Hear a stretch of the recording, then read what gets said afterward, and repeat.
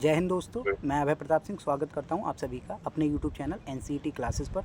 तो हमने एक सीरीज़ की शुरुआत करी है जिसका नाम है यूनिवर्सिटी को जानो, जो NCET आई-टाइप के अंदर जो भी इंस्टीट्यूट हैं उनकी पूरी जानकारी हम अपने उन वीडियोज़ में प्रोवाइड करा रहे हैं। तो इसी श्रृंखला में आज हमारे साथ हैं मिस्टर अंकित धाकड़, जो कि स्टूडेंट हैं RI भोपाल के, और आज हम जानेंगे इनसे RI भोपाल के बारे में, और साथ ही साथ RI अजमेर में भी ये कुछ दिन रहे हैं तो वहाँ के बारे में भी आज हम जानकारियाँ इनसे जुटाएंगे, और जिससे आपको हेल्प हो सके NCET आई-टाइप में अपने कॉलेज को चुनने में।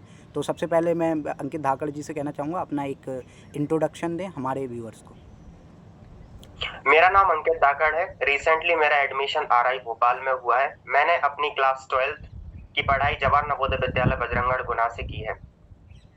यहाँ पे मैं आई.टी.आई. BA B.Ed का छात्र हूँ और मेरा मेजर है इंग्लिश लिटरेचर। जी, अच्छा अंकित धाकड़, ये मुझे अच्छा लगा क्योंकि मैं भी एक नवोदयन हूँ और मैंने अपनी जो स्कूलिंग है वो जवाहर नवोदय विद्यालय बिगौर एटा से करी है, और वर्तमान में मैं दिल्ली यूनिवर्सिटी में अध्ययनरत हूँ। तो सबसे पहले आप ये हमारे व्यूअर्स को बताएं कि जो NCET है दरअसल ये है क्या, और इसकी CUT से कोई सिमिलरिटी है कि नहीं। देखिए NCET पहले हम फुल फॉर्म की बात करें, नेशनल कॉमन एंट्रेंस टेस्ट। जैसा कि हमें पता है हाल ही में नेशनल एजुकेशन पॉलिसी 2020 इम्प्लीमेंट हुई है, तो उसके रिगार्डिंग या उसके रेस्पेक्टेड ये एक सरकार का एक इनिशिएटिव है। उन्होंने नया कोर्स लॉन्च किया जिसको आई-टाइप के नाम से जाना जाता है। तो उस इंटीग्रेटेड टीचर एजुकेशन प्रोग्राम में एडमिशन देने के लिए NTA इस एग्जाम को कंडक्ट करवाती है, जिसके अंतर्गत कई सारी यूनिवर्सिटीज या कॉलेजेस आते हैं, जिनमें से RI भोपाल भी एक है। जी, अच्छा इसके बारे में आप एक बात बताएं। आप जैसे कि आपने एडमिशन लिया RI भोपाल में, आपने बताया रिसेंटली यानी 2024 में NCET के अंदर, तो आपने इसकी तैयारी कहाँ से की और इसका मतलब सिलेबस क्या है? सबसे बड़ा एक क्वेश्चन ये होता है, और तैयारी कैसे करें? देखिए सिलेबस की बात करें तो सबसे पहले जैसे मैं ह्यूमैनिटीज का स्टूडेंट रहा हूँ, तो मेरे डोमेन सब्जेक्ट थे हिस्ट्री, ज्योग्राफी और इकोनॉमिक्स। तो जिसके भी जो 12th में जो सब्जेक्ट रहे हैं, सबसे पहले डोमेन सब्जेक्ट वो इसके सिलेबस में इंक्लूडेड है। दूसरा इसमें एक जनरल टेस्ट होता है, टीचिंग एप्टीट्यूड। ये इसके मेन मतलब सब्जेक्ट है, और मेजर फोकस जो इस एग्जाम का रहता है वो 12th बेस पे ही इसमें मतलब 12th का ही सारा NCERT का सिलेबस इसमें इंक्लूडेड है। इसके अलावा और भी कोई सब्जेक्ट हैं जो स्टूडेंट को पढ़ने चाहिए इसके लिए, या पढ़ने पड़ते हैं? इसके लिए टीचिंग एप्टीट्यूड और जनरल टेस्ट ये मतलब एक डिसाइडिंग फैक्टर की तरह काम करते हैं। यहाँ पे एडमिशन मतलब लेने में हेल्पफुल होते हैं। टीचिंग एप्टीट्यूड जो कि मतलब जैसे यहाँ पे B.Ed करवाते हैं ये BA के साथ में, तो टीचिंग एप्टीट्यूड की तैयारी मतलब तुम्हारे अंदर जो टीचिंग का एक एप्टीट्यूड है कि नहीं, नेचुरल एबिलिटी है कि नहीं, उसको चेक करने के लिए उन्होंने टीचिंग एप्टीट्यूड रखा है, जो कि मतलब हमारी जो जनरल अवेयरनेस होती है उसके बेस पे इसके क्वेश्चन सॉल्व हो जाते हैं। तो उसके बारे में मतलब कोई भी ज्यादा टेंशन लेने की या इस पास पे कोई कंटेंट ढूंढने की कोई आवश्यकता नहीं।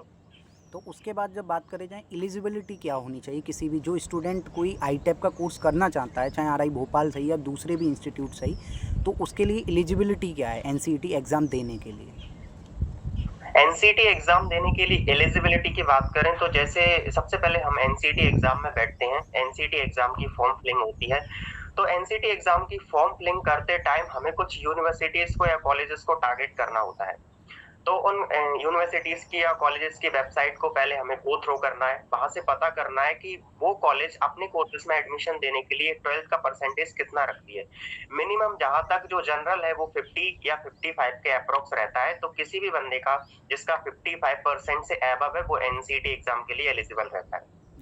अंकित धाकड़ जी, जैसा कि आपसे मेरी बात हुई और आपने मुझे बताया कि आपका RI अजमेर में भी सिलेक्शन हुआ, एडमिशन हुआ, और उसके बाद आपने वहाँ RI अजमेर को ड्रॉप किया और RI भोपाल को चुना। तो पहला तो मैं ये जानना चाहूँगा कि चुनने की प्रक्रिया क्या है, कैसे आपकी काउंसलिंग और एडमिशन होता है, ये बताएं, थोड़ा इस पर लाइट दें। और उसके बाद मैं बाद में एक और क्वेश्चन पूछूंगा, वो मैं बाद में आपको बताऊँगा। उससे पहले आप बताएँ किस तरह की काउंसलिंग और एडमिशन की प्रोसेस रहती है। देखिए एडमिशन प्रोसेस की बात करें, सबसे पहले NTA अपने NCET का स्कोर कार्ड रिलीज करता है। उसके बेसिस पे कुछ दिनों बाद ये जो जिन जिन यूनिवर्सिटीज को या कॉलेजेस को अपन ने टारगेट किया, उनकी वेबसाइट पे वो लोग पोर्टल को ओपन करते हैं, वहां पे एक रजिस्ट्रेशन होता है। उसके बेस पे वो NCET का स्कोर और जो भी तुम मेजर सब्जेक्ट में जिसमें ऑनर्स और B.Ed करना चाहते हो उसके मार्क्स प्लस करके वो मेरिट लिस्ट को रिलीज करते हैं।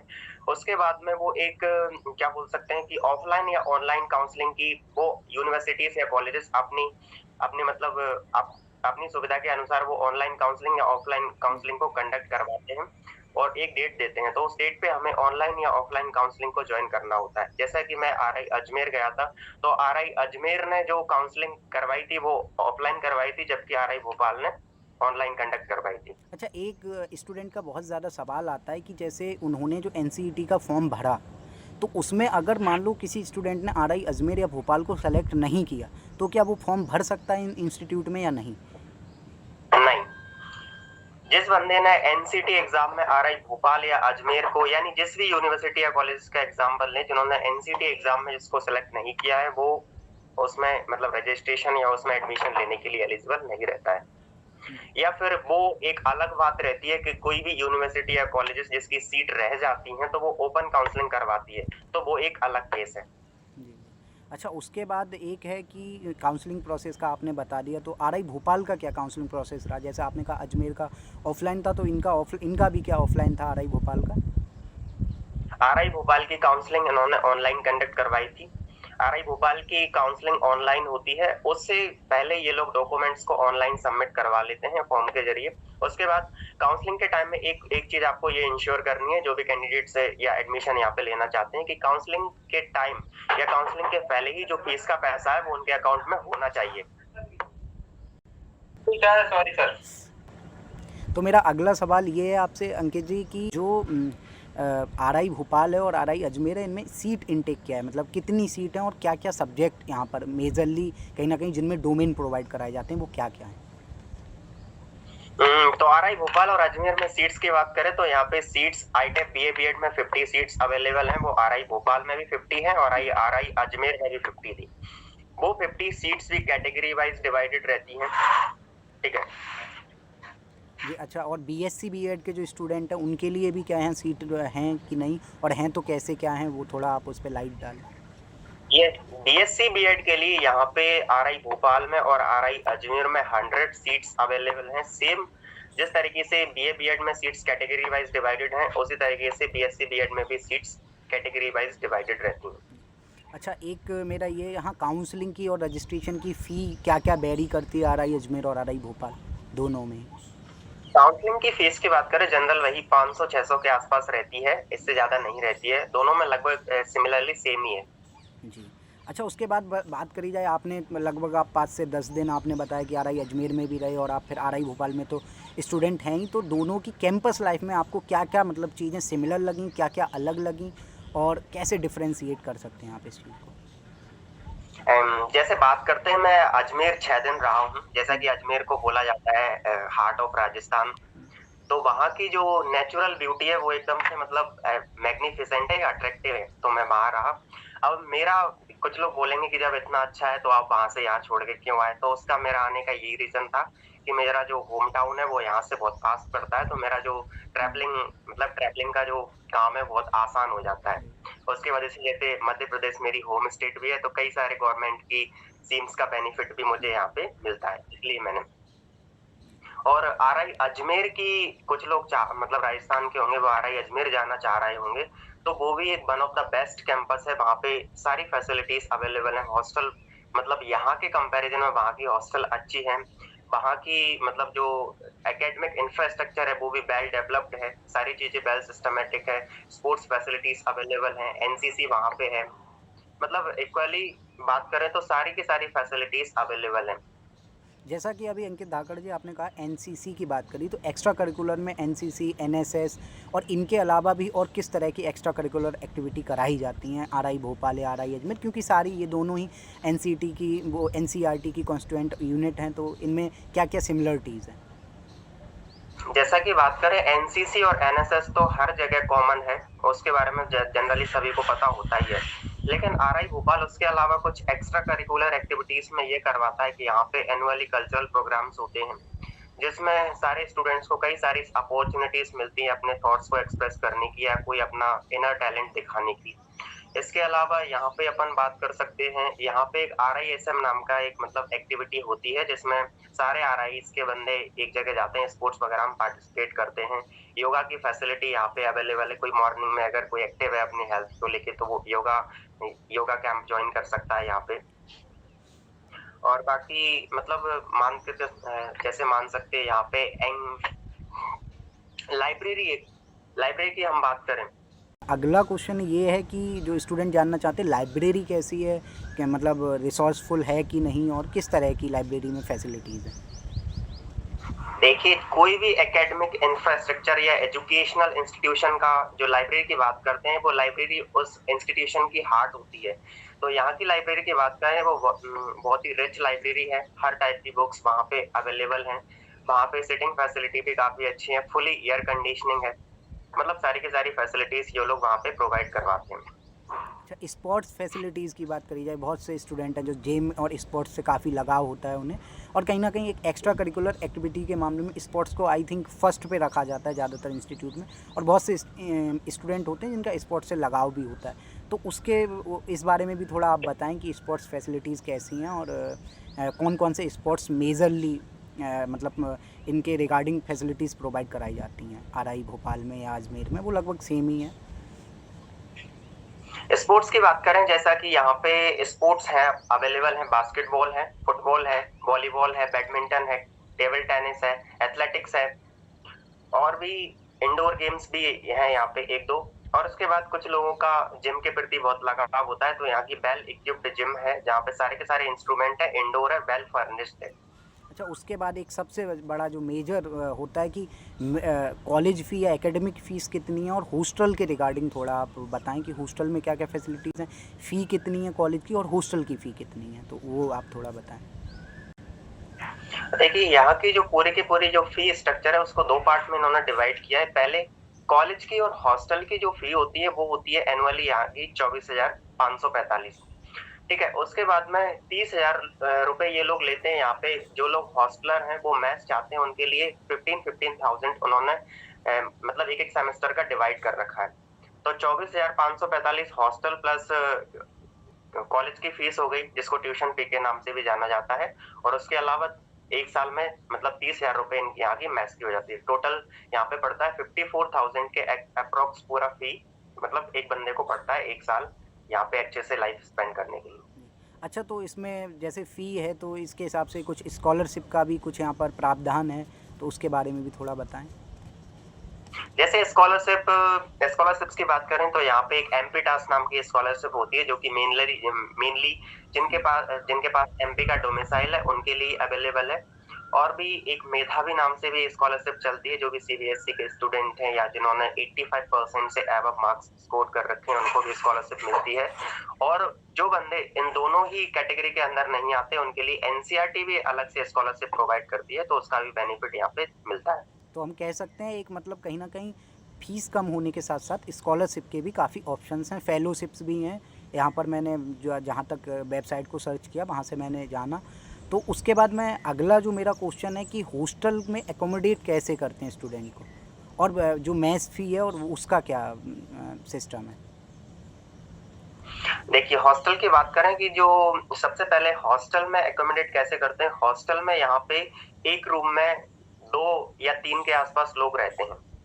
ठीक है, हॉस्टल में यहाँ पे हर एक बंदे को सेपरेट बेड मिलता है, एक टेबल चेयर मिलती है।